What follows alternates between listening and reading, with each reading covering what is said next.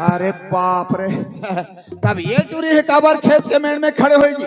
अरे भाई पढ़े लिखे ला जात होई ता सोच भाई जाना चाहिए, लेकिन ये टूरी काकर घर के देख लेता हाथ रे दो के ही नहीं तो मैं काकर घर के टूरी का थो, यह तो हमरे घर सरपंच के टूरी आहा एक आगू वाले जाऊं तब मोला जानदार ही मोर संगोठार भुला जाही, नहीं जाओ मोला दूसरा रास्ता बल जाना चाहिए।